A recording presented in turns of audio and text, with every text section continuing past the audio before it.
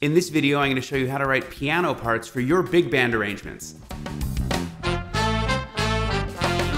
So if you've ever seen traditional piano music, it's written on a grand staff, and it has lots of notes at the same time. Well, jazz piano parts don't look like that. There's a completely different thought process when writing a piano part, and we're going to go into that in a minute. But first, if you enjoy these kind of tutorials, hit subscribe, smash that like button, and support me on Patreon. Your help means a lot to me and helps me continue producing content like this. So head over to Patreon and do your patriotic duty. I don't know.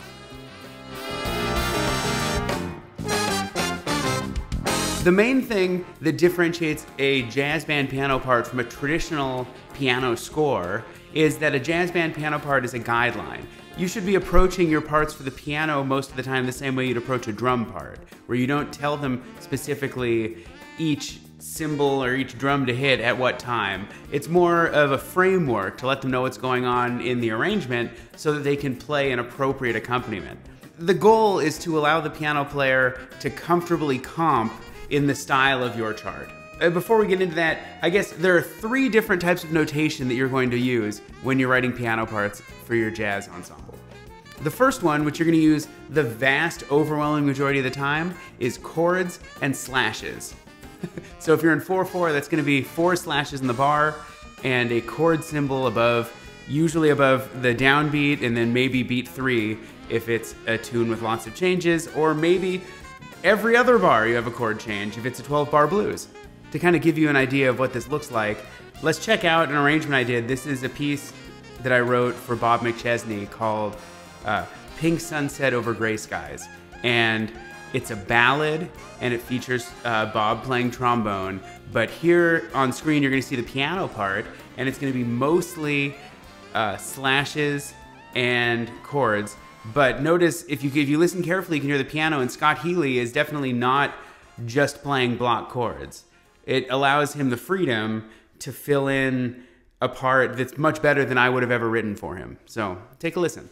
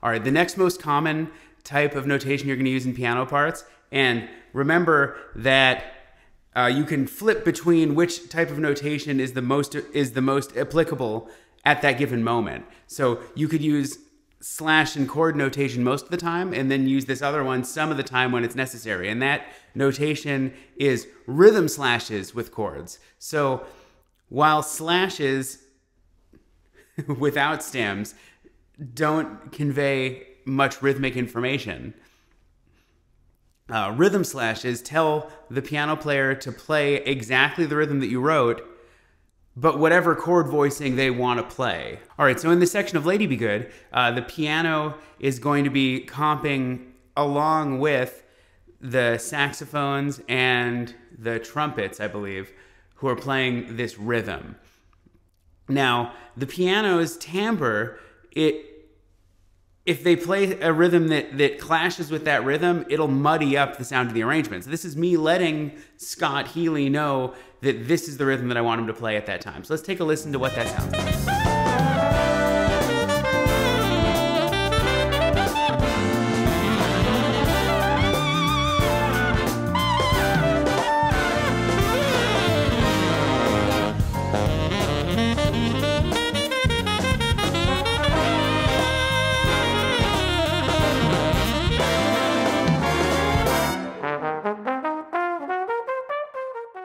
The third and final type of notation that you're going to use for piano parts is literally grand staff notation, where you tell them exactly which notes to play.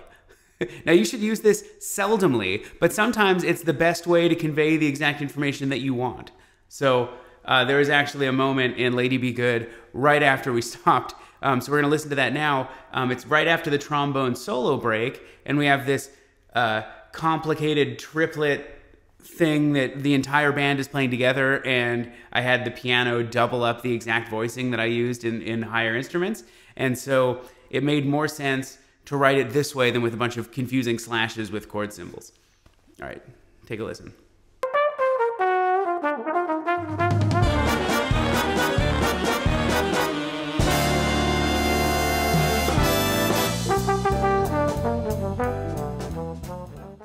The other time that I end up using full notated notation, for lack of a better way of putting it, is when I have a very specific groove in mind and I don't think that it would be communicated as well with slashes and a few, words in English. So the example that I'm going to use for this is actually the intro section from my arrangement of It's the Most Wonderful Time of the Year. And in this, I've got almost like an Elton John groove going on with, bass notes in the left hand going against block chords in the right hand. I've actually rewritten this chart a few times. In the first couple revisions of this chart, I had this written with slashes and some kind of indication of what to play, and I had a few different pianists come through my band and read this, and nobody could seem to figure out what groove I actually meant until I revised the chart and added this full notation, and now it sounds exactly how I want it every time we play it. So take a listen to the beginning of It's the Most Wonderful Time of the Year.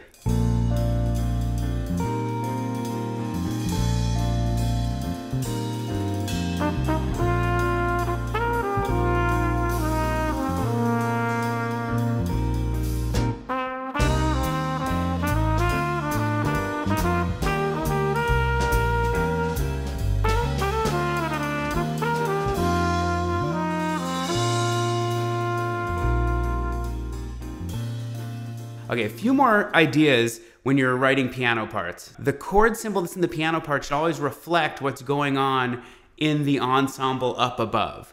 If the standard chord change is C7, but you notated a C13 in the brass wind, or in the band, it should say C13 on the piano part. A C7, a good piano player might add a flat 9 or a sharp 5, or they might add the 13th, or they might not add the 13th. When you say C13, that lets the piano player know that that's specifically what you've included up above, and they won't play something that clashes with it. Don't notate all of the passing chords. So I've seen some younger writers write every single chord that happens in the brass wind on every single eighth note. Now, if the chords are actually moving that fast, try to imagine yourself as a pianist playing that many chords that quickly. It's impossible. And if the band is covering it, you literally don't need the piano playing it. So if the chords are moving so fast that the piano player can't play it, give them a rest on that bar. That's just fine. Don't forget to give your piano player all the dynamics that you give the rest of the band, similar to what you do in any of the rhythm section parts. So if the band is playing forte, write forte in the piano part. Even more important than in the brass wind parts, your system breaks have to match the phrasing of the music. So if your music's in 4-bar phrases, make sure that your part is written with 4 bars per line. And if there's a 5-bar phrase, have 5 bars on that line and then go back to 4 bars per line. In a part that's mostly slashes, it's very easy to get lost. And so the easier it is for the musician to see the form when they look at their part, the more successful they will be at sight reading your music, which is the ultimate goal. So anyway, with that, that's enough. I hope this was helpful. Let me know. I'm thinking about doing a follow-up where I cover how to write for guitar and how to write for bass. There's already a video that I made last year about how to write for the drum set. Definitely check it out. There's a lot of great stuff in there. If you want to get the parts that we looked at, the full PDFs of the piano parts for these songs, they're going to be on the Patreon. And with that, I'll catch you next time. Goodbye.